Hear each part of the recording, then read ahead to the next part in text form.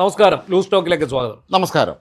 ഇന്ന് ഇന്ത്യയുടെ ബഹിരാകാശ ഗവേഷണ രംഗത്ത് ഒരു പുതിയ നാഴികക്കല്ല് പറഞ്ഞിരിക്കും. അപൂർവ നേട്ടം എന്ന് തന്നെ പറയേണ്ടത്. നമ്മളെ വിദേശ രാജ്യങ്ങളിൽ പലതും ഇപ്പോൾ വളരെ സർവ്വസാധാരണമായ ഒരു കാര്യം ഇപ്പോൾ ഇന്ത്യയിൽ ഇന്ന് നടപ്പിലാക്കിയിരിക്കുന്നു എന്നുള്ളതാണ് അതിൻ്റെ ഏറ്റവും നല്ല കാര്യം. അതെ, സ്വകാര്യ കമ്പനികൾക്ക് ബഹിരാകാശ ദൗത്യം ഏർപ്പെടുത്തുന്ന അവസ്ഥയാണ്.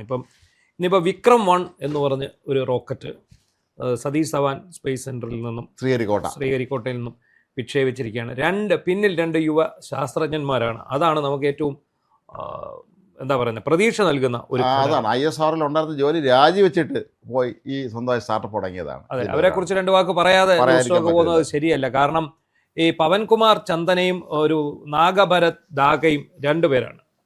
ഇവരുടെ പ്രത്യേകത ഇതിൽ പവൻ ചന്ദ്ര തിരുവനന്തപുരത്ത് ISRO ജോലി ചെയ്യുന്ന ആളാണെന്നുള്ളതാണ്. അതെ, BSSCയിൽ അയാളുടെ കഥ വായിച്ചിട്ട്, അയാൾ ഡീപ്പായിട്ട് അയാളുടെ കഥ വായിച്ചപ്പോൾ ഭയങ്കര ഇൻട്രസ്റ്റിംഗ് ആണ്. കാരണം അയാൾ സ്കൂളിൽ പഠിക്കുന്ന സമയത്ത് 100ൽ 51 മാർക്കാണ് കണക്കിന് കിട്ടിയത്. പക്ഷെ അദ്ദേഹം തന്നെ പിന്നീട് കണക്ക് ഐച്ഛിക വിഷയമായിട്ട് എടുത്ത് പഠിച്ച് ഖരഗ്പൂർ IITയിൽ നിന്ന് ഇത് MTech എടുക്കുന്നു, മെക്കാനിക്കൽ എഞ്ചിനീയറിംഗ്.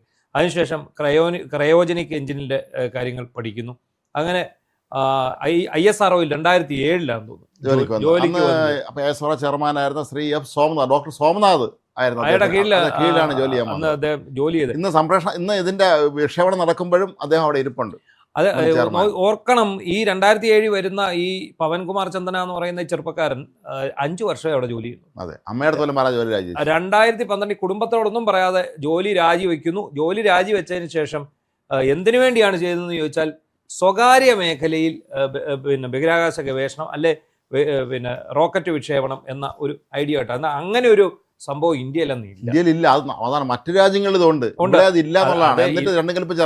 ഇപ്പൊ ഇലോൺ മസ്കിന്റെ സ്പേസ് എക്സ് എന്ന് പറയുന്ന പോലെ അമേരിക്കയിലും ഒക്കെ ഉള്ളതുപോലെ ഇവിടെ ഇയാൾ ഇറങ്ങുമ്പോൾ ഇങ്ങനൊരു സംഭവം നമ്മുടെ സർക്കാരിന്റെ പരിഗണനയിലില്ല. അങ്ങനെ ഒരു വന്യ സ്വപ്നങ്ങളിൽ പോലും ഇല്ല. പക്ഷേ 2018 രണ്ടും കൽപ്പിച്ചിറങ്ങുകയാണ്. എന്നിട്ട് ഇത് കുഞ്ഞോളി കാര്യമാണോ? അതെ, എത്ര കോടി രൂപയുടെ ഇൻവെസ്റ്റ്മെന്റ് വേണം? ഒരു പൈസയും കയ്യിൽ, ആകെയുള്ള മൂലധനം ശാസ്ത്രജ്ഞനാണെന്നുള്ളതാണ്.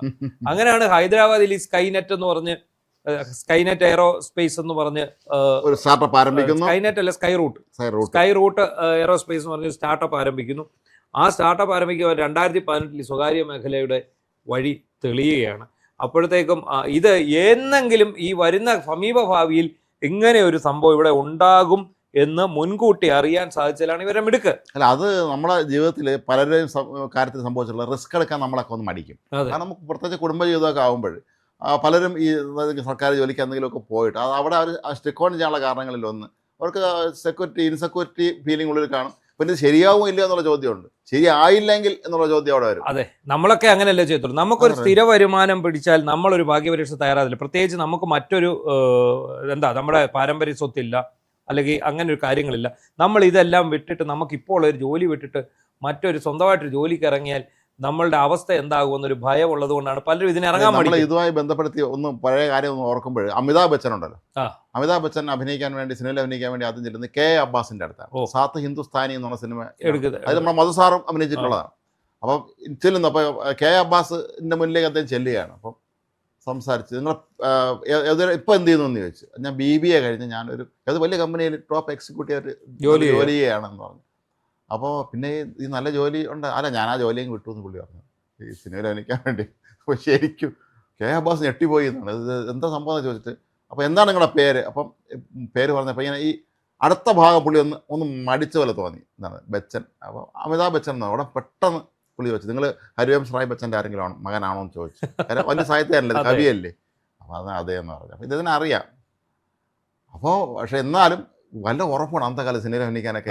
അന്നത്തെ കാലത്ത് വല്ല എക്സിക്യൂട്ടീവ് ജോലി കിട്ടിയത് അത് കളഞ്ഞിട്ടുള്ള ധൈര്യം അദ്ദേഹം കാണിച്ചു. അദ്ദേഹത്തിന് നേരത്തെ ഒരിടത്തും അഭിനയിച്ച് പരിചയമൊന്നുമില്ല. പുള്ളി അങ്ങ് ഇറങ്ങി പുറപ്പെട്ടു. അന്ന് അദ്ദേഹത്തിന്റെ സൗണ്ട് കൊള്ളത്തില്ലെന്നും പറഞ്ഞ് മാറ്റി നിർത്തിയ ആളാണ്. ആകാശവാണി അദ്ദേഹത്തെ പുറന്തള്ളിയതാണ്. യേശുദാസിനെ പുറന്തള്ളിയാണ്. അതുപോലെ സുരേഷ് ഗോപിക്ക് സൗണ്ട് കൊള്ളത്തില്ലെന്നല്ല നമ്മളൊക്കെ പറഞ്ഞുകൊണ്ടിരുന്നത്. സുരേഷ് ഗോപി അദ്ദേഹത്തിന്റെ ശബ്ദത്തിലൂടെ മാത്രമാണ് മുന്നോട്ട്. ക്യാപ്റ്റൻ രാജുവിന് ശബ്ദം കൊള്ളില്ല എന്ന് പറഞ്ഞ് നമ്മുടെ ഡബിംഗ് ആർട്ടിസ്റ്റ് ഹരിയാണ് അദ്ദേഹം ഡബ് ചെയ്തിട്ടുണ്ട്. അത് മാറി. പ്രേം നസീറിന്റെ മൂക്ക് ശരിയല്ലെന്ന് പണ്ട് അവിടെ മേക്കപ്പ് ടെസ്റ്റർമാരോ പറഞ്ഞു എന്നാണ്. റിസ്ക് എടുക്കാൻ തയ്യാറായി ഇതുവരെ. അത് മാതൃകയാണ് കേട്ടോ. അതെന്താ ഈ ആ റിസ്ക് എടുത്ത് വന്നു എന്ന് പറഞ്ഞാല് ഒരു പൈസയും കയ്യിലില്ലാതാണ്. എന്നിട്ട് ഈ ലിങ്ക്ഡിൻ എന്ന് പറയുന്ന സോഷ്യൽ മീഡിയ സൈറ്റ് ഉണ്ട്. ഈ ലിങ്ക്ഡിൻ എന്ന് പറയുന്നത് നമുക്ക് ഈ നമ്മുടെ ബയോഡാറ്റയും നമ്മുടെ മോഹങ്ങളും സ്വപ്നങ്ങളും ഒക്കെ പങ്കുവെക്കാൻ സ്ഥലമാണ്. അങ്ങനെ ഈ ലിങ്ക്ഡിനിലൂടെ ഇവര് മിന്ത്ര എന്ന് പറയുന്ന ഇപ്പോഴത്തെ ഈ കമ്പനി ഉണ്ടല്ലോ, ഈ വസ്ത്രങ്ങൾ നൽകുന്ന, അതിന്റെ ഓണർ മുകേഷ് ബൻസാലിയുമായിട്ട് ബന്ധപ്പെടുന്നു. അദ്ദേഹമാണ് ആദ്യമായിട്ട് ഇവരെ വിശ്വാസത്തിലെടുത്തുകൊണ്ട് അദ്ദേഹം 10-15 കോടി രൂപയുടെ ചെക്ക് എഴുതിയും കൊടുക്കുക. അത് അദ്ദേഹത്തിന് നമ്മൾ സമ്മതിക്കണം. കാരണം യാതൊരു ബാക്ക്ഗ്രൗണ്ടും ഇല്ലാതെ ഇവർ കുറച്ച് ദിവസം ISR ജോലി ചെയ്ത വിദ്യാഭ്യാസം അല്ലാതെ പിന്നീട് അവർ GCC അങ്ങനെ പറഞ്ഞ കുറെ ആഗോള കമ്പനികളുടെ ഇത് കിട്ടുന്നു, കോർപ്പറേഷൻ കിട്ടുന്നു. അതങ്ങനെ ഒരു 100 കോടി രൂപ സമാഹരിച്ചുകൊണ്ടാണ് ഇവർ 2020 രാമൻ 1 എന്ന് പറഞ്ഞ് ഒരു റോക്കറ്റ് വിടുന്നു. പുറകെ ധവാൻ എന്ന് പറഞ്ഞ് ഒരെണ്ണം വിടുന്നു. പിന്നെയാണ് ഈ വിക്രം സീരീസ് തുടങ്ങുന്നത്. ഇപ്പോഴും ഈ വിക്രം സീരീസിൽ അതിനു മുമ്പ് അവർ വിട്ട റോക്കറ്റ് 50 കിലോമീറ്റർ താണ്ടാവുന്ന റോക്കറ്റ് ആയിരുന്നു. അത് പക്ഷേ അവർ വിട്ട് റോക്കറ്റ് താണ്ടിയത് 90 കിലോമീറ്ററാണ്. അതോടുകൂടി ഇവർ ആത്മവിശ്വാസം ഇരട്ടിയായി. ഇന്നിപ്പം ഇതിന്റെ തുടക്കത്തിൽ എന്തോ ഒരു ചെറിയ സംശയം ഉണ്ടായിരുന്നു. പക്ഷെ അത് ആകാശം തേടിപ്പോയി. അപ്പോൾ ആ ഒരു സമയത്തൊന്ന് ആലോചിച്ച് നോക്കണം, ഈ 2 ചെറുപ്പക്കാര് എന്ത് ധൈര്യത്തിലാണോ അവര് പിന്നെ റോക്കറ്റ് വിടാൻ ഇറങ്ങിയത്. അതെ, മാത്രമല്ല നമ്മളിവിടെ സമ്മതിച്ചു കൊടുക്കേണ്ടത് ISRO ആണ്. ISRO പോലുള്ള ഇന്ത്യയുടെ ഏറ്റവും വലിയ ഒരു ബഹിരാകാശ സ്ഥാപനം ഇവർക്കൊപ്പം നിന്നു. ഇവർക്കെല്ലാ സഹായങ്ങൾ അവർ ചെയ്തു കൊടുത്തുകൊണ്ട് മുമ്പ് അവിടുത്തെ മുൻ ജീവനക്കാരാണെങ്കിൽ പോലും സാധാരണ ഇതിൽ പലരും തയ്യാറാകാത്തതാണ്. കേന്ദ്ര സർക്കാർ അതിന് തയ്യാറായി എന്നുള്ളതാണ്. ഇവരെ ഈ 2 ചെറുപ്പക്കാർ നടത്തിയ പരീക്ഷണങ്ങൾ അവർ കൃത്യമായിട്ട് അദ്ദേഹത്തെ നിരീക്ഷിച്ചിരുന്നിരിക്കാം. അതെ, അതുകൊണ്ട് തന്നെയായിരിക്കും ഇത് സഹായിക്കാൻ സർക്കാരും കൂടെ ഇറങ്ങിയത്. അത് മാത്രമല്ല, ഇത്തരം സംരംഭങ്ങളെ നമ്മൾ പ്രോത്സാഹിപ്പിക്കുന്നുണ്ട്. കാരണം ഇതെല്ലാം തദ്ദേശീയമായിട്ടാണ് നിർമ്മിച്ചെടുത്തത്. കൊച്ചിയിലാണ് ഇതിന്റെ കുറെ പാർട്സ് നിർമ്മിച്ചു എന്നുള്ളതാണ് നമുക്ക് ഏറ്റവും അഭിമാനകരമായ മറ്റൊരു പ്രധാനപ്പെട്ട കാര്യം. അപ്പൊ ഇത് തദ്ദേശീയമായി നിർമ്മിച്ചുകൊണ്ട് തന്നെ ഇതിന് ചെലവ് കുറഞ്ഞിരുന്നു എന്നുള്ളതാണ്. തദ്ദേശ രൂപകൽപ്പന ആയതുകൊണ്ട് അതിന് ചെലവ് കുറഞ്ഞിരുന്നു. ആദ്യമൊക്കെ അവർ ക്രയോജനിക് റോക്കറ്റൊക്കെയാണ് ആദ്യം വിക്ഷേപിച്ചത്. ഇപ്പൊ എന്താണെങ്കിലും അവര് ഉദ്ദേശിക്കുന്ന ഒരു സംഭവം കണ്ടില്ലേ, അവരുദ്ദേശിക്കുന്ന ഇതൊരു ഊബർ ടാക്സി പോലെ പ്രവർത്തിക്കുകയാണ്. അതായത് വൻകിട ഉപഗ്രഹങ്ങൾ വിക്ഷേപിക്കുമ്പോൾ ഓരോ ഉപഗ്രഹങ്ങൾക്കും ഓരോ ഭ്രമണപഥം നിശ്ചയിക്കും. ഈ ഭ്രമണപഥങ്ങളിലേക്ക് വിക്ഷേപിക്കാൻ തയ്യാറായിട്ട് ഇങ്ങനെ വൻകിട ഉപഗ്രഹങ്ങളുടെ ക്യൂ ആണ്.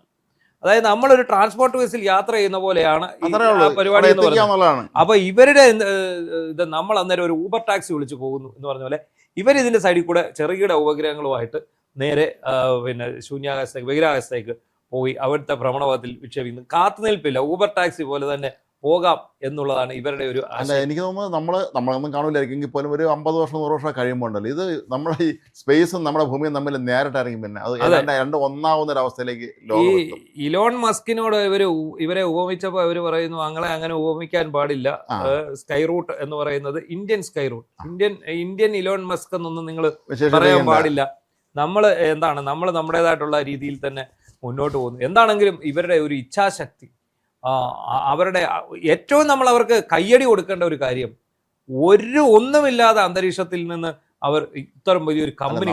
നമ്മൾ വളരെ നന്ദിയോടെ ഓർക്കേണ്ട ഒരു വ്യക്തിയുണ്ട്, അത് ഡോക്ടർ വിക്രം സാരാഭായി. അതെ, ഇന്ത്യയുടെ നമ്മളെ ബഹിരാകാശ സ്വപ്നങ്ങൾ അദ്ദേഹം അന്ന് അദ്ദേഹം ആദ്യഘട്ടങ്ങളിൽ പറഞ്ഞ സ്വപ്നങ്ങളൊക്കെ ഇത് വെറും വട്ടാണെന്ന് പറഞ്ഞ് തള്ളിയ ഒരുപാട് പേരുണ്ടെന്നാണ്. പക്ഷേ നെഹ്റുവിനെയൊക്കെ പോലെയുള്ള വളരെ പ്രഗത്ഭരായ ആൾക്ക് മനസ്സിലായി അദ്ദേഹം ബുദ്ധിമാനാണെന്ന് മനസ്സിലായിരുന്നു. നമുക്ക് APJ അബ്ദുൽ കലാമിനെ പോലെയുള്ളവർ സൈക്കിളിൽ ഓരോ ഭാഗം അത്രയും ചെറിയ റോക്കറ്റുകളിൽ നിന്നിപ്പോ വിട്ട റോക്കറ്റിന് 7 നില കെട്ടിടത്തിന്റെ ഉയരമുണ്ടെന്നാണ് പറഞ്ഞത്. എന്താണെങ്കിലും ഇന്ത്യയുടെ ബഹിരാകാശ സ്വപ്നം വലുതാണ്. ഗഗൻയാൻ പോലെയുള്ള സ്വപ്നങ്ങൾ അതെ, നമ്മൾ തന്നെ തദ്ദേശീയമായി വികസിപ്പിക്കുന്ന സാങ്കേതിക വിദ്യയിലൂടെ ഉപഗ്രഹ വിക്ഷേപണ രംഗത്ത് ഓൾറെഡി നമ്മൾ സ്വയം പര്യാപ്തത കൈവരിച്ച് കഴിഞ്ഞതാണ്. അപ്പോൾ അങ്ങനെയുള്ള ഒരു സ്ഥലത്തേക്കാണ് ഇപ്പോൾ വീണ്ടും ഈ സ്വകാര്യ സംരംഭങ്ങൾ, അത് ഇന്ത്യയിൽ നിന്ന് തന്നെയുള്ള 2 ചെറുപ്പക്കാർ, അവരുടെ ബുദ്ധി. സാധാരണ നമ്മൾ ഇത്രയും നല്ല ചെറുപ്പക്കാരെയൊക്കെ പണ്ട് അമേരിക്ക കൊണ്ടുപോകാൻ നമ്മുടെ IQ ലെവൽ കൂടിയ ആൾക്കാരെ എല്ലാം ഇങ്ങനെ നാസയിലൊക്കെ വലിയ തലപ്പത്തിരുന്ന ഒരുപാട് പേര് ഇന്ത്യക്കാർ തന്നെയായിരുന്നു. ഇവർക്ക് വേണേ കിട്ടും.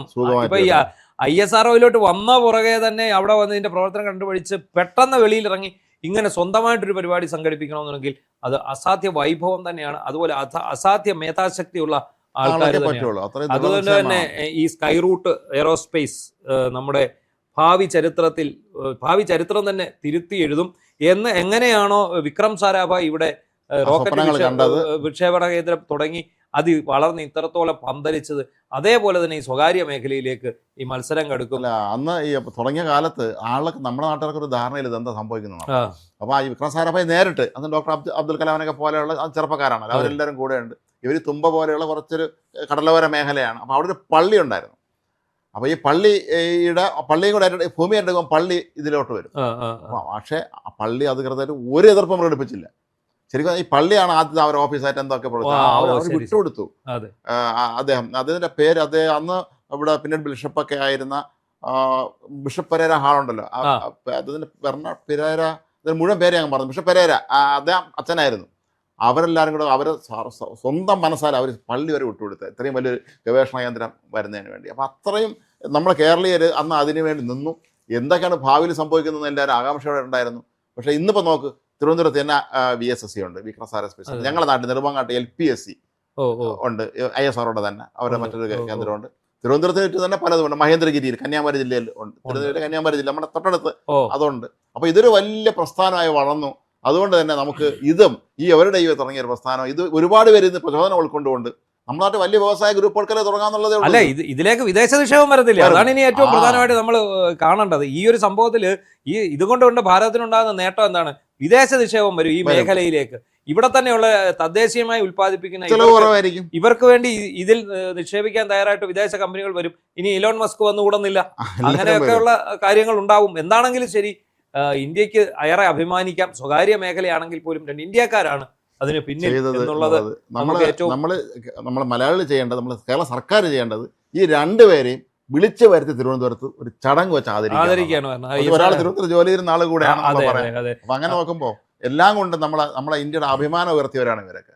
അതെ, നമ്മളിപ്പോൾ APJ അബ്ദുൽ കലാമിന് ഇന്ത്യയുടെ പ്രസിഡന്റ് ആകുന്ന സമയത്ത് നമ്മൾ ഏറ്റവും കൂടുതൽ സന്തോഷം മലയാളികളാണ്. അദ്ദേഹത്തിന്റെ ജീവിതകാലം മുഴുവൻ ഇവിടെ ജോലി ചെയ്തിരുന്ന ആളാണ്. അദ്ദേഹം ഈ കേരളത്തിന്റെ മണ്ണുമായിട്ട് അതുപോലെ അലിഞ്ഞു ചേർന്ന ഒരു മനുഷ്യരായിരുന്നു. എന്താണെങ്കിലും ഈ റോക്കറ്റിൽ നിന്ന് നമുക്ക് കോൺഗ്രസിന്റെ ഇതിലേക്ക് വരാം അല്ലെ. കോൺഗ്രസിൽ ഇപ്പോൾ നടക്കുന്ന ചർച്ചകൾ, അതെ, കോൺഗ്രസിൽ റോക്കറ്റ് വിഷയമാണ് നടന്നുകൊണ്ടിരിക്കുകയാണ്. അങ്ങോട്ടും ഇങ്ങോട്ടും ആ റോക്കറ്റുകൾ വിട്ടുകൊണ്ടിരിക്കുകയാണ്. ഒളിയമ്പുകൾ ചെയ്യുന്നു. ഇന്ന് സുധീരൻ ഒരു വെടി പൊട്ടിച്ചിട്ടുണ്ട്. സുധീരന് ശരിക്കും നല്ല കലിപ്പുണ്ട് സർക്കാരിനോട്. അദ്ദേഹം കഴിഞ്ഞ ദിവസങ്ങളിൽ ഞാൻ ആലോചിക്കായിരുന്നു, സുധീരൻ എന്താണ് ഒന്നും മിണ്ടാത്തതെന്നാണ്. ഇത്രയും വലിയ വിവാദങ്ങൾ നടന്നപ്പോഴും അത് ആദ്യം കുറച്ചൊക്കെ അദ്ദേഹം പ്രതികരിച്ചിട്ട് പിന്നെ അതൊന്നും മിണ്ടുന്നില്ലായിരുന്നു. പക്ഷെ ഇന്ന് അദ്ദേഹം അവസരം മുതലാക്കി ഗോൾ അടിച്ചു. വി സതീശൻ കൂടെ ഉള്ള വേദിയിലാണെന്ന് തോന്നുന്നു അല്ലേ? ഉണ്ടായിരുന്നോ? സതീശൻ കൂടെ ഉള്ള വേദിയിലാണെന്നാണ് എനിക്ക് തോന്നുന്നത്. എന്താണെങ്കിലും ശരി,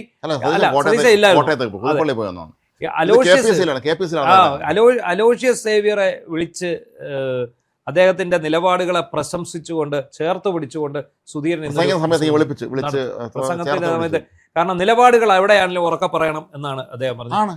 അതിനെ അദ്ദേഹം സ്വാഗതം ചെയ്യുന്നു, അദ്ദേഹം അഭിനന്ദിക്കുന്നു. നമ്മുടെ മുഖ്യമന്ത്രി KSUക്കാർ ലോ കോളേജ് യൂണിറ്റുകാർ ആരെയെന്ന് ചോദിക്കുമ്പോൾ ശരിക്കും പറഞ്ഞാൽ VM സുധീരൻ തന്നെ ഒരിക്കൽ പറഞ്ഞിട്ടുണ്ട്, പണ്ട് ഇവർ വലിയ നേതാക്കന്മാരുണ്ടായിരുന്ന കാലത്ത്, ഇവർ KSUക്കാരായിരുന്ന കാലത്ത് ഇവർ R ശങ്കർ ഉൾപ്പെടെയുള്ള നേതാക്കൾക്കെതിരെ അതിരൂക്ഷമായ വിമർശനം നടത്തി. ഇവരെ എന്തൊരു മീറ്റിംഗിൽ അവരെ ഇരുത്തിക്കൊണ്ട് അന്ന് വയലാർ രവി, ഉമ്മൻചാണ്ടി, AK ആന്റണി, VM സുധീരൻ, ഇവർ കുട്ടറ ഗോപാലകൃഷ്ണൻ, ഇവർ വലിയ സംഘമാണ്.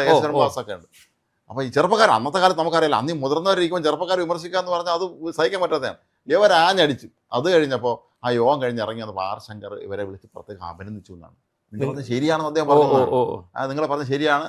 അദ്ദേഹം അതിനെ പ്രോത്സാഹിപ്പിച്ചു എന്നാണ് പറഞ്ഞത്. അന്നത്തെ നേതാക്കന്മാരുടെ പ്രത്യേകത അതായിരുന്നു. അവരെ വിമർശിച്ചാൽ പോലെ അവരത് അംഗീകരിക്കുമായിരുന്നു. എന്തായാലും KSU ഉന്നയിച്ച ആ ഒരു വിമർശനം കത്തിപ്പടർന്ന് പുതിയ തലത്തിലേക്ക് പോവുകയാണ്. ഇന്ന് K ബാബു മുൻമന്ത്രി അദ്ദേഹം പറഞ്ഞു, ഒരു MP ആണ് ഈ SFI നേതാവിനെ നിയമിക്കാൻ വേണ്ടി മുൻകൈ എടുത്തതെന്ന് പറഞ്ഞു. എന്നിട്ട് അദ്ദേഹം പറഞ്ഞു, അടയാളമാണ് പറഞ്ഞത്, അത് യുവ MP ആണ്, അത് ഷാഫി പറമ്പിലല്ല, അത് ഹൈബിയിലല്ല, പക്ഷെ ഒരു യുവ MP ആണ്. പിന്നെ ഇനി ഒറ്റ യുവ MP കേരളത്തിലുള്ളൂ, അത് നമ്മുടെ ഇടുക്കി MP ഡീൻ കുര്യാക്കോസ് ആണ്. അങ്ങനെ ഡീൻ കുര്യാക്കോസ് പതുക്കെ മറ നീക്കി ഉച്ച കഴിഞ്ഞപ്പോൾ പുറത്തു വന്നിട്ടുണ്ട്. അദ്ദേഹം പറയുന്നുണ്ട്, ഞാനാണ് ഇത് ചെയ്തത്. കാരണം അവർ 2022 മുമ്പായിരുന്നു SFI. 2022 മുതൽ അവർ ഇന്ത്യൻ ലോയേഴ്സ് കോൺഗ്രസിന്റെ പ്രവർത്തകയാണ്. അപ്പോൾ പിണറായി വിജയനെ പോലെ ഒരു ഭീകരജീവി ഈ നാട് ഭരിക്കുമ്പോൾ അദ്ദേഹത്തെ വെല്ലുവിളിച്ചുകൊണ്ട് അവരുടെ പാർട്ടിയിൽ നിന്ന് തന്നെ ഒരാൾ ഇന്ത്യൻ ലോയേഴ്സ് കോൺഗ്രസിൽ ചേർന്ന് അതിന്റെ സജീവ പ്രവർത്തകയായിട്ട് വരുമ്പോൾ അവരെ നമ്മൾ ശുപാർശ ചെയ്യുന്നതിൽ എന്താണ് തെറ്റെന്നാണ് അദ്ദേഹം ചോദിക്കുന്നത്. പക്ഷേ ഈ 2022 വരെ ഇവർ കോൺഗ്രസ്സുകാരെ KSU പിള്ളേരെ തല്ലാൻ നിന്ന കൂട്ടത്തിൽപ്പെട്ട ആളായിരുന്നു. കാരണം തിരുവനന്തപുരം ലോ കോളേജിൽ കോൺഗ്രസിന്റെ യൂണിറ്റ് പ്രസിഡന്റിനെ അടക്കം വെല്ലുവിളിക്കുകയും ഭീഷണി മുഴക്കുകയും ചെയ്ത് മർദ്ദിക്കുകയൊക്കെ ചെയ്ത് നിന്ന ആൾക്കാരാണ്. അവരിപ്പോൾ ഇങ്ങോട്ട് വന്നു. അപ്പോൾ ഈ ഡീൻ കുര്യാക്കോസിനോട് തിരിച്ച് KSUക്കാരും യൂത്ത് കോൺഗ്രസ്സുകാരും ഒരു ചോദ്യം ചോദിക്കണം. ഈ 2022 ഇവർ വന്നുള്ളൂ. ഇതിന് മുമ്പുള്ളവർ ഇവിടെ ഇഷ്ടം പോലെ ഉണ്ടല്ലോ, ആവശ്യം പോലെ. അവർക്ക് എന്തുകൊണ്ട് ഈ ശുപാർശ കൊടുത്തില്ല അദ്ദേഹം എന്ന് ചോദിക്കേണ്ടതാണ്. കേരളത്തിലെ മൊത്തത്തിൽ തന്നെ ഈ രാഷ്ട്രീയ നേതാക്കന്മാരിൽ പലരും പേരന്റ് മുന്നേ അഡ്വാന്ന് വയ്ക്കുള്ളൂ. ജീവിതത്തിൽ കോടതി കയറി പ്രൈസ് ഫോർ ടൈം പോലും പറയാത്തവരായിരിക്കും. പക്ഷെ കേസും ഇതുമായി വരുമാനം വേറെ ഒന്നും ചെയ്യാതെ വക്കീൽ പണിയുവാൻ നടക്കുന്ന എത്രയോ കോൺഗ്രസ്സുകാരുണ്ട്. നമുക്ക് തന്നെ പല പേരിൻ്റെ അടുത്ത് പറഞ്ഞാൽ അവർക്ക് കോടതിയാവുന്ന ഞാൻ പറയാത്താണ്. നമുക്ക് തന്നെ അറിയാവുന്ന എത്രയോ നല്ല മനുഷ്യരുണ്ട്. അവർ നല്ല കേസ് നടത്തുന്നവരാണ്, ഈ വക്കീൽ പണി കൊണ്ട് ജീവിക്കുന്നവരാണ്, അല്ല രാഷ്ട്രീയം നടത്തി ജീവിക്കുന്നവരൊന്നുമല്ല. ഉപജീവന മാർഗ്ഗം അവർക്ക് വക്കീൽ പണി തന്നെയാണ്. പക്ഷെ അങ്ങനെയുള്ളവരെയൊക്കെ വേണം നമ്മൾ ഇത്ര പ്രധാനപ്പെട്ട ഈ തസ്തികളിൽ നിയോഗിക്കാൻ. നമ്മൾ എന്ത് പറഞ്ഞാലും ഈ രാഷ്ട്രീയം ഒരു ജനാധിപത്യ രാജ്യത്ത് രാഷ്ട്രീയം നോക്കി തന്നെയാണ് നിയമം നടക്കാറ്. ഇത്തരം പോസ്റ്റുകൾ നേരിട്ടുള്ള ജോലി അല്ലല്ലോ ഇത്. അപ്പോൾ ഈ ഇതിനകത്തെ പ്രശ്നം എന്താണ്? ഇതിനകത്ത് സത്യത്തിൽ ഈ വിഷയം ഉണ്ടാക്കിയത് VD സതീശനാണ്. അത് നമുക്ക് തീർച്ചയായിട്ടും പറയേണ്ടതായിട്ടുണ്ട്. കാരണം പത്രസമ്മേളനത്തിൽ അദ്ദേഹം നടത്തിയ ഒറ്റ പരാമർശമാണ് ഇത് ഇത്രയും വലിയ വിവാദമായി മാറിയത്. യൂത്ത് കോൺഗ്രസിന്റെ KSUവിന്റെ government law college, Thiruvananthapuram law college unit ആണോ ഇവിടെ ഗവൺമെന്റ് പ്ലീഡറെ തീരുമാനിക്കുന്നതെന്ന് ചോദ്യം. അപ്പോൾ അതിന് മറുപടിയായിട്ട് അവിടെ നിന്ന് ഈ പറഞ്ഞ വിവാദ വക്കീലിന്റെ തല്ലുകൊണ്ടിട്ടുള്ള ഒരു വനിതാ യുവ നേതാവ് പോസ്റ്റ് ഇട്ടു, ഇവിടെ എന്താണ് സംഭവിച്ചതെന്ന് നിങ്ങൾ അറിയണം. അപ്പോൾ അത് കഴിഞ്ഞപ്പോഴാണ് അറിയുന്നത് ഒരാൾ ABVP-കാരനാണ്. അപ്പോൾ അത് ഇതിനകത്ത് ഇടുക്കിക്കാരിയാണ് ഈ SFI നേതാവ്. മാത്രമല്ല നമ്മൾ അന്വേഷിക്കേണ്ട ഒരു കാര്യം ഇവർക്ക് എത്ര എക്സ്പീരിയൻസ് ഉണ്ടെന്നുള്ളതാണ്. അതെ, രാഷ്ട്രീയം എന്തോ ആയിക്കോട്ടെ, ശരി, എത്ര രാഷ്ട്രീയ കക്ഷിയിൽപ്പെട്ടവരെ ആകാം, ഇവർക്കൊക്കെ എത്ര വർഷം എക്സ്പീരിയൻസ് ഉണ്ട്? ഇവർക്ക് എക്സ്പീരിയൻസേ ഇല്ല. കാരണം ഇവർക്ക് കയറി കഴിയുമ്പോൾ സർക്കാർ ശമ്പളം കൃത്യമായിട്ട് കിട്ടും. ഈ 5 വർഷം സർക്കാർ ശമ്പളം മേടിച്ച് വെറുതെ ഇരിക്കാം. പ്രമാദമായ കേസ് വരുമ്പോൾ സ്പെഷ്യൽ പ്രോസിക്യൂട്ടറെ വെക്കും. അല്ലാതെ വരുന്ന കേസ് വരുമ്പോൾ yes your honour this is our ഈ രേഖകൾ അങ്ങോട്ട് കാണിച്ചു കൊടുക്കും. അത്രയല്ലേ ഉള്ളൂ. അല്ല, ഇന്ന് പല നേതാക്കന്മാരും ചെയ്യുന്നവരുടെ ഭാര്യമാരെ ഒന്ന് പ്ലീഡറാക്കും. പിന്നെ അതുകൂടാതെ ചിലർ ചെയ്യുന്ന അതിനേക്കാൾ ബുദ്ധിമാന്മാരാണ്. കുറെ സ്ഥാപനങ്ങളുടെ അഭിഭാഷകരുടെ പട്ടികകൾ ഉൾപ്പെടുത്തും. അത് നല്ല കാശ് കിട്ടുന്ന സ്ഥാപനങ്ങൾ. അത് നമുക്ക് അവരുടെ പേര് നമ്മൾ തൽക്കാലം പറഞ്ഞാൽ ഇത്തവണ അങ്ങനെ പലരും കയറി പറ്റിയിട്ടുണ്ട്. നമുക്കറിയാമല്ലോ, പിണറായി സർക്കാരിന്റെ കാലത്താണ്, ഏത് സർക്കാരിന്റെ കാലത്താണെങ്കിലും ഹൈക്കോടതിയിൽ ഒരു സ്പെഷ്യൽ പ്ലീഡറെ വെക്കും, ഒരു ഗവൺമെന്റ് പ്ലീഡറെ വെക്കും. ഇതുപോലെ രാഷ്ട്രീയ നിയമനമായിരിക്കും. പ്രമാദമായ വിഷയം വരുമ്പോൾ പ്ലീഡർ അവിടെ ഇരിക്കും. ഡൽഹിയിൽ നിന്ന് സിറ്റിങ്ങിന് 1 കോടി രൂപ അല്ലെ 25 ലക്ഷം രൂപ സിറ്റിങ്ങിനുള്ള ആളിനെ വരുത്തും. 4 സിറ്റിംഗ് 1 കോടി രൂപ പോയി കിട്ടും. ഇനി ഈ സിറ്റിംഗ് കൂടിപ്പോയാലോ? അവർ വരത്തേ ഉള്ളൂ. അവർ വരുമ്പോൾ അവർ കൈ നീട്ടുമ്പോൾ കയ്യിൽ സാധനം കൊണ്ട് കൊടുക്കണം. അത്രേ ഉള്ളൂ. ഇത് എന്താണ് ഏതാണെന്നൊന്നും അവർക്കറിയില്ല. മനസ്സിലായില്ലേ? അവര് വരുന്നു, 2 വാക്ക് പറഞ്ഞു. അവരെ കൊണ്ടുവരുന്നതിന് 2 ഉത്തരവേ ഉള്ളൂ. ഒന്ന്, ഇത്രയും വലിയ പുലി ഡൽഹിയിൽ നിന്ന് വരുമ്പോൾ ഇവിടെ നിൽക്കുന്ന ജഡ്ജി പേടിച്ച് ഞങ്ങൾക്ക് അനുകൂല വിധി തരുമോ എന്നൊരു നല്ല അറിവുള്ള ജഡ്ജിമാർ തന്നെയാണ് നമ്മുടെ നാട്ടിലുള്ളത്. ഇപ്പൊ ഇതിനകത്ത് ഈയിടെ പണി കിട്ടിയത് എന്താ? CMRL വേണ്ടി സിദ്ധാർത്ഥ ലൂത്ര സിദ്ധാർത്ഥ ലൂത്ര എന്ന് പറയുന്നത് സുപ്രീം കോടതിയിലെ ഏറ്റവും പ്രോമിനന്റ് ആയിട്ടുള്ള അഡ്വക്കേറ്റാണ്. പുലി എന്ന് പറഞ്ഞാൽ പുപ്പുലിയാണ് അദ്ദേഹം. അത്ര മിടുക്കനായ ലോയറാണ്. പക്ഷെ ഇവിടെ അദ്ദേഹം വന്ന് CMRL വേണ്ടി വാദിച്ചെങ്കിലും അവരുടെ വാദം ഏറ്റില്ല. കാരണം എന്താ? CMRL ഭാഗത്ത് വീഴ്ചയുണ്ടായിരുന്നു. മാത്രമല്ല ഈ CMRL കാണിച്ചു കൂട്ടിയിട്ടുള്ള എല്ലാ ക്രമക്കേടുകളും കോടതിക്ക് ബോധ്യമായി. അവസാനം എന്ത് സംഭവിച്ചു? സിദ്ധാർത്ഥ ലൂത്ര എത്ര വാദിച്ചിട്ടും അവരുദ്ദേശിച്ച കാര്യം നടന്നില്ല. അപ്പോൾ എന്ന് പറഞ്ഞതുപോലെയാണ്. എന്താണ് ഇപ്പം നമ്മൾ ചർച്ച ചെയ്യേണ്ടത്? സത്യത്തിൽ എന്താണ് ഗവൺമെന്റ് പ്ലീഡർമാരുടെ റോൾ? ഇവർ മേടിക്കുന്ന പണിക്ക് കാശിന് ഇവർക്ക് പണി ചെയ്യാൻ അറിയാം. അതായത് സ്ഥിരമായിട്ട് കോടതിയിൽ പ്രാക്ടീസ് ഉള്ള ആൾക്കാരല്ല ഈ ഗവൺമെന്റ് പ്ലീഡർമാർ. അവിടെയാണ് ഏറ്റവും രസം. ഇവരവിടെ കയറി മിഴിച്ചു നിൽക്കുകയുള്ളൂ. അല്ലാതെ സാധാരണ കേസുകളിൽ അതൊന്നും പറയാൻ പറ്റില്ല. അതല്ലെങ്കിൽ ഒരു കേസ് മാറ്റി വെച്ച് ഇങ്ങനെ പോയിക്കൊണ്ടിരിക്കും.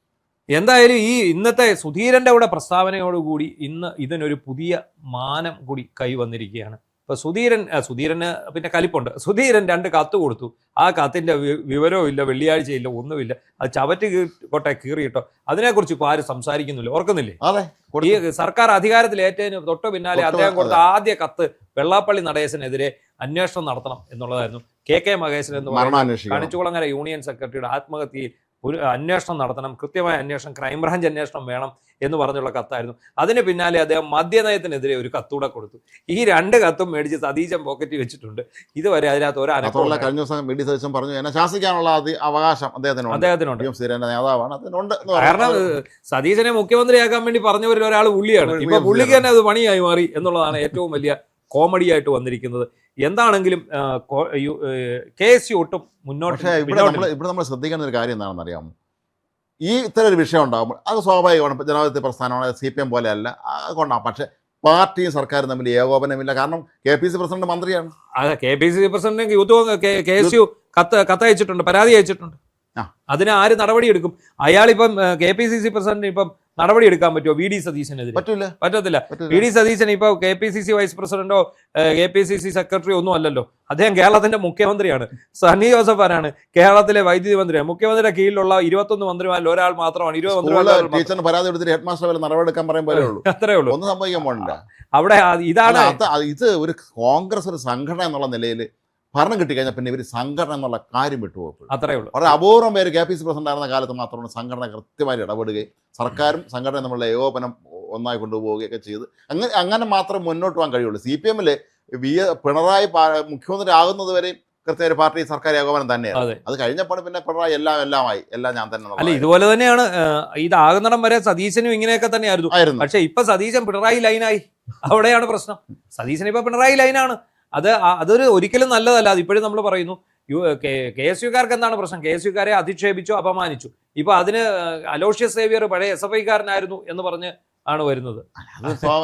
കോൺഗ്രസ് കാര്യം അറിയാമല്ലോ. എന്തെങ്കിലും പറഞ്ഞു കഴിഞ്ഞാൽ പിന്നെ ഈ സൈബർ കക്ഷികൾ അവർക്ക് ആവശ്യമില്ല, അവരെ ചെയ്തോളൂ. അല്ല, ഈ KSUവിന്റെ പ്രസക്തിയെ കുറിച്ച് KC വേണുഗോപാൽ ഒരു പ്രസംഗം നടത്തിയിട്ടുണ്ട്. KSU വഴിയാണ്, KSU ആണ് ഇതിന്റെ കോൺഗ്രസിന്റെ ജീവാത്മാവും പരമാത്മാവും എന്നുള്ള രീതിയിൽ അദ്ദേഹം ഉമ്മൻചാണ്ടി, വയലാർ രവി, പിന്നെ AK ആന്റണി തൊട്ടുള്ള ഇങ്ങോട്ടുള്ള തലമുറ KSU ആണ്. എല്ലാ കേസ് കൂടെ വന്നവരില്ലേ വരില്ല. അല്ല, പിന്നെ ജിൻഡോ ജോൺ, അനൂപ് എന്ന് ആരാണെന്ന് എനിക്ക് അറിഞ്ഞുകൂടാ. ചർച്ച ഞാൻ കാണാറില്ലാത്തതുകൊണ്ട് അത്ര പിടുത്തമില്ല. എന്താണെങ്കിലും ഇവരൊക്കെ രംഗത്ത് വന്ന് വലിയ BR ഷബീറും അനൂപും തമ്മിൽ അങ്ങോട്ടും ഇങ്ങോട്ടും ഏറ്റുമുട്ടുന്ന ഘട്ടത്തിലെത്തിയിരിക്കുന്നു. ചീത്തവിളിയായി. അത് അതിനിടയ്ക്ക് ഭരണം ഇവിടെ കുത്തഴിഞ്ഞാൽ കിടക്കാണ്. ഇവിടെ ഇപ്പം പോലീസിന്റെ കഷ്ടപ്പാട് കണ്ടോ? പോലീസുകാര് അവർക്ക് തോന്നുന്ന രീതിയിലാണ്. ഇന്നലെ തന്നെ കണ്ടോ, എവിടെയായിരുന്നു അത്? പിന്നെ കിളിമാനൂര് നഗരൂർ എന്ന് പറയുന്ന സ്ഥലത്ത് അച്ഛനെയും മകനെയും തട്ടിക്കൊണ്ട് പോയിട്ട് തന്ത്രപൂർവ്വം വിളിച്ചുകൊണ്ട് പോയി ബന്ദിയാക്കി സൗണ്ട് പ്രൂഫ് ഉള്ള മുറിക്കകത്ത് ഇടിക്കുകയാണ്. ചങ്ങലക്കിട്ടിട്ട് ഇടിക്കുകയാണ്. അത് പഴയ പ്രേംനസീറിന്റെ കാലത്തെ ലങ്കാതകനം പോലുള്ള സിനിമയിലെ കൊള്ളസങ്കേതമുണ്ട്. അതുപോലൊരു സങ്കേതം. ആ കൊള്ളസങ്കേതം കണ്ടിട്ടില്ലേ? അതിന്റെ മുമ്പിലോട്ട് വന്ന് കൊള്ളസങ്കേതം ഇങ്ങനെ 2 തുറക്കും, മേളിൽ 2 ലൈറ്റ് കത്തും. അതുപോലെ തന്നെ ഒരു വീടിനകത്ത് 2 വർഷമായിട്ടുള്ള തയ്യാറെടുപ്പ്. ഇവരെ ലക്ഷം രൂപ ക്ഷമയമ്മളെന്ന് മാത്രമല്ല ഈ കുഴപ്പക്കാരന്മാര് ഈ മനുഷ്യന്റെ മകളെ അങ്ങോട്ട് വിവാഹം വെച്ചിട്ട് നടക്കുന്നില്ല. 2 വർഷം മുമ്പ് ആലോചിച്ചതാണ്. കയ്യിൽ പറഞ്ഞുകൊണ്ട് കല്യാണം കഴിച്ചു കൊടുക്കാത്ത ഇവൻ ഈ പ്രതിയുടെ കയ്യിലിരി പറഞ്ഞുകൊണ്ടാണ് അവർ കെട്ടിക്കാഞ്ഞ് കഴിഞ്ഞിട്ട് ഇവൻ വിടുന്നില്ല. ഇവൻ ഇത് കെട്ടിയേ പറ്റൂ. ഇവൻ പുറകെ നടക്കുകയാണ്, ബഹളമാണ്, പ്രശ്നമാണ്. എന്ത് സംഭവിക്കുന്നത്? അവസാനം ഈ അപ്പൻ സമ്മതിക്കത്തില്ലെന്ന് പറഞ്ഞപ്പോൾ അപ്പന് അടി കൊടുക്കാൻ ഉള്ള ശ്രമമായി. അതിന് 2 വർഷമായിട്ട് ഇവര് ഈ പദ്ധതി തയ്യാറാക്കുന്നു. ഒരു പഴയ വീട്, ഒരു കൂട്ടപ്രതിയുടെ പഴയ വീട് തപ്പിയെടുക്കുന്നു. ആ വീട് പുതുക്കി പണയാനാന്നും പറഞ്ഞ് അദ്ദേഹത്തെ മാസങ്ങൾക്ക് മുമ്പ് അവിടെ കൊണ്ടുവരുന്നു. എന്നിട്ട് പറയുന്നു, ഞങ്ങൾക്ക് ഗൾഫിൽ നിന്ന് പൈസ വരാനുണ്ട്, വന്നു കഴിഞ്ഞാൽ ഞങ്ങൾ ഉടനെ വിളിച്ചേക്കാന്ന് പറഞ്ഞു. അങ്ങനെ കഴിഞ്ഞ ദിവസം ഇയാളെ വിളിച്ചുകൊണ്ട് കണ്ണാടി വെച്ച് സൗണ്ട് പ്രൂഫ് ഉണ്ടാക്കി വെച്ചിരിക്കുകയാണ്. എന്നിട്ട് ഇതിനകത്ത് കണ്ണാടിയാകുമ്പോൾ സൗണ്ട് വെളിയിലോട്ട് വരത്തില്ലല്ലോ. എന്നിട്ട് ഇതിനകത്ത് വലിയ തൂണൊക്കെ സ്ഥാപിച്ച് അതിൽ ചങ്ങലയൊക്കെ ഇട്ടിട്ട് ഈ മനുഷ്യനെ കൊണ്ടുവന്ന് ഇതിനകത്ത് ചങ്ങലയ്ക്കകത്തിട്ട് പൂട്ടി. സിനിമയിൽ കാണുന്ന അതേപോലെ തന്നെ സീൻ. മകനെ വിളിക്കുന്നു, മകനെ ഇതുപോലെ ചെയ്യുന്നു. എന്നിട്ട് അവിടെ ഇട്ട് ഇയാളുടെ കൈയും കാലും അടിച്ചൊഴിക്കുകയാണ്. കൈ അടിച്ചൊഴിച്ച് ഇയാളുടെ ദേഹം മൊത്തം ഇട്ടിക്കാവുന്നിടത്തെല്ലാം ഇട്ടിച്ച് മുട്ടുസൂചി കുത്തിയിറക്കി, നഖം പിഴുതുന്നു, നഖത്തിനടി മുട്ടുസൂചി വെക്കുന്നു. എന്നിട്ട് ഇവിടെ കടന്നുകൊണ്ട് ഇയാളെ വിളിക്കുന്നു, ഇയാളെ മകനെ വിളിച്ചു വരുന്നു. മകൻ വരുമ്പോൾ ഈ മകനെ അടിച്ചിട്ട് അവന്റെ കൈ കൊടിൽ വെച്ച് ഓടിക്കുന്നു, വിരലൊക്കെ. എന്നിട്ട് ഈ മകനെ പറഞ്ഞു വിടുക അമ്മയെ കൊണ്ടുവരാൻ, തട്ടിക്കൊണ്ടുവരാനായിട്ട്. എന്നിട്ട് ഗുണ്ടകള് ഇവന്മാർ 2 എണ്ണം ഇവനെ കൊണ്ടുവിടുന്നു. ഇവൻ അവിടെ ചെന്ന് പേടിച്ചു പറിച്ച് അമ്മയോട് കാര്യം പറയുന്നു. ഈ അമ്മയാകെ ഭയന്നില്ല. അവര് പക്ഷെ എന്ത് ചെയ്തു? അവര് ഭയങ്കര പ്രായോഗിക ബുദ്ധിയുള്ള. അവരത് വിവരം പഞ്ചായത്ത് പ്രസിഡന്റ് പെട്ടെന്ന് അറിയിച്ചു. ഉടനെ പഞ്ചായത്ത് പ്രസിഡന്റ് പോലീസിനെ അറിയിച്ചു. പോലീസ് ഇവിടേക്ക് പാഞ്ഞെത്തുമ്പോഴേക്കും ഈ മനുഷ്യന് നല്ല പരിക്കാണ്. നല്ല പരിക്കുണ്ട്. കാണുമ്പോൾ നമ്മളത്തെ ചിത്രം നല്ല പരിക്കാണ്. ഒന്ന് ആലോചിച്ച് നോക്കുക, നമ്മുടെ കൊച്ചു കേരളത്തിലാണോ ഇതൊക്കെ നടക്കുന്നത്? ഇപ്പൊ തൂഫാനാണ്. രാവിലെ പോലീസുകാർ നമ്മൾ ആഭ്യന്തരം എല്ലാം കൂടെ തൂഫാനായിട്ട് നടക്കുക. ഈ തൂഫാൻ ഒരു വശം അത് തൂഫാൻ പിടിക്കേണ്ടത് തന്നെയാണ്. അല്ല, ഇതെന്താണ് ഇതുപോലെ ഓർക്കുന്നുണ്ടോ? നമ്മുടെ കൊല്ലത്തുനിന്ന് ഒരു കൊച്ചിനെ തട്ടിക്കൊണ്ടുപോയത്. ആ കൊച്ചിനെ തട്ടിക്കൊണ്ടുപോയിട്ട് കേരള പോലീസിനെ കണ്ടുപിടിക്കാൻ പറ്റിയില്ല. പക്ഷേ ഇവരുടെ മുമ്പിൽ കൂടെ തന്നെ ഈ കൊച്ചിനെ കൊണ്ട് അവർ നടക്കുന്നുണ്ടായിരുന്നു. അവസാനം കൊല്ലത്ത് ആശ്രമ മൈതാനത്തെ വെച്ചിട്ട് പോയി. അത്ര അവസാനം ഇത് ആരാണെന്ന് പിന്നീടാണ് കണ്ടുപിടിക്കുന്നത്. പിന്നെല്ലാം പെട്ടെന്നായിരുന്നു. ഈ കൊച്ചിനെ വിട്ട് കഴിഞ്ഞപ്പോഴത്തേക്ക് പെട്ടെന്നായിരുന്നു. അതൊക്കെ ഇറങ്ങിയോന്നും അറിയില്ല. അവരൊക്കെ അച്ഛനും അമ്മയും മോളും കൂടെ കൂടിയല്ലേ ചെയ്തത്. അതൊക്കെ ഇറങ്ങി എന്തൊരു കഥയായിരുന്നു. അന്ന് വലിയ ഇതിനെന്താ പറയുന്നത്, ഒരു ക്രൈം ത്രില്ലർ പോലെയുള്ള കാര്യങ്ങളാണ് ഇവിടെ നടക്കുന്നത്. ഈ മേഖലയിൽ നമ്മുടെ നാട്ടുകാർ ഇത് അന്വേഷിച്ച് പിടിക്കേണ്ട പോലീസാ. അപ്പൊ അങ്ങനെ ഇരിക്കുമ്പോ ഒരു പോലീസുകാരൻ ഇന്നലെ ഓർക്കുന്നില്ല, എന്റെ ബന്ധുക്കളെ പിടിച്ച് അകത്തിടുന്നോടാന്ന് ചോദിച്ചു. 4 ബന്ധുക്കളെ സംശയകരമായ സാഹചര്യത്തിൽ കണ്ട ആയുധങ്ങളും വെച്ച് പിടിച്ചോണ്ട് വന്നതാണ്. നേരെ വിളിച്ച് ഫോൺ ചെയ്ത് പറഞ്ഞിട്ട് ഇറക്കി വിടാത്തോണ്ട് നേരിട്ട് ഉടലോടെ വന്നിരിക്കും. അവിടെ വരുവാ ചെയ്തിട്ട് ഇറക്കി വിടാത്തതിന് ആദ്യം അവിടുത്തെ SHOയെ വിളിച്ച് തെറി പറഞ്ഞു, SIയെ തെറി പറഞ്ഞു. എന്നിട്ട് അവസാനം ഇയാൾ പറയുന്നുണ്ട്, ഇന്ന് ഇയാളുടെ ഓഡിയോ പുറത്ത് വന്നിട്ടുണ്ട്, ഞാൻ അവിടെ അസഭ്യം പറഞ്ഞിട്ടില്ല, ഞാൻ വളരെ മാന്യമായിട്ടാണ് പെരുമാറിയത്. ഇയാള് ജഗതി സിനിമയ്ക്കകത്ത് കാണിക്കുന്ന പോലെ പരവതാനി വിരിയടാന്ന് പറഞ്ഞ് പോയി കിടക്കുമായിരുന്നാ പറഞ്ഞു. ലോക്കപ്പ് തുറക്കുന്നു, ഇയാൾ അവിടെ അവിടെ കയറി കിടന്നു ഉരുളുന്നു. എന്നിട്ട് ഇന്ന് അയാൾ അതിന്റെ വിശദീകരണമായിട്ട് വന്നിരിക്കും, എന്റെ കള്ളക്കേസിൽ കുടിക്കും. പക്ഷെ ഇയാൾക്കെതിരെ ചുമ്മാ നിസ്സാര ജാമ്യം കിട്ടുന്ന അത് പോലീസുകാർ അവരെ വർഗസ്നേഹം കാണിച്ചാണ്. ഇയാളെ ഇങ്ങനെയുള്ളവരെയൊന്നും ഒരു കാരണവശാലും ജാമ്യം കൊടുക്കാൻ അനുവദിക്കരുത്. നല്ല വകുപ്പ് ചേർത്ത് കേസെടുക്കണം അവരെയൊക്കെ പേര്. എന്തൊക്കെ ഈ പിടിച്ചോണ്ടെന്ന് അവരെയും വിട്ടയച്ചു. അവരെ വിട്ടയച്ചു. ഇത് ഞാൻ ദേശാഭിമാനി ദേശാഭിമാനി ഞാൻ അങ്ങനെ വായിക്കാവുന്ന ഒരാളല്ല. ഇത് പോലീസ് അതിക്രമത്തിന്റെ എന്താണ് കൂടുതൽ ഡീറ്റെയിൽസ് ദേശാഭിമാനി എന്ന് അറിയാൻ വേണ്ടിയാണ് ഞാൻ വായിക്കുന്നത്. വായിക്കുമ്പോൾ അവരെഴുതിയിരിക്കുന്നത് എന്താണെന്നറിയോ, ഇയാൾ വന്നു ഇവരെ എല്ലാം തെറി വിളിച്ചു കഴിഞ്ഞപ്പോൾ ഇയാളെയും ജാമ്യത്തിൽ വിട്ടു, അവന്മാരെയും ജാമ്യത്തിൽ വിട്ടു. യുവന്മാരുടെ കയ്യിലിരുന്ന മാരകായുധങ്ങൾ മുഴുവൻ ക്രിക്കറ്റ് ബാറ്റ് സ്റ്റമ്പുമായിട്ട് മാറിയത്. അത് നമുക്കറിയില്ല, ദേശാഭിമാനിയിലാണ് വന്നിരിക്കുന്നത്, ശരിയാവണമെന്നില്ല. പക്ഷേ എന്തായാലും അന്വേഷിക്കേണ്ടതാണ്. ഇവരുടെ പശ്ചാത്തലം എന്താണ്, ഇവരാരാണ്, ഇയാൾക്ക് എന്തെങ്കിലും ഇത്തരം സംഘടനകളായിട്ട് വല്ല ബന്ധമുണ്ടോ എന്നൊക്കെ അന്വേഷിക്കണം ആദ്യം. എന്തായാലും ഒരു കാര്യം ഞാൻ പറയാം, കേരളത്തിൽ ക്രമസമാധാനത്തിന് പിണറായി വിജയന്റെ കാലത്തെ പോലെ തന്നെ ആണ്, ഒരു മാറ്റമില്ല. കാരണം പിണറായി പോലീസാണ് ഇപ്പോഴും നിൽക്കുന്നത്. പിണറായിയുടെ വീടിന് മുമ്പിൽ ജീപ്പിനകത്ത് 5 പോലീസുകാർ ഇപ്പോഴും കിടക്കുക. ഇവരെ അന്ന് മാറ്റുമെന്ന് പറഞ്ഞു. അത് ഈ വാർത്ത വെളിയിൽ വന്നിട്ട് ഇലക്ഷൻ കഴിഞ്ഞതിന്റെ പിറ്റേന്ന് വന്ന വാർത്തയായിരുന്നു.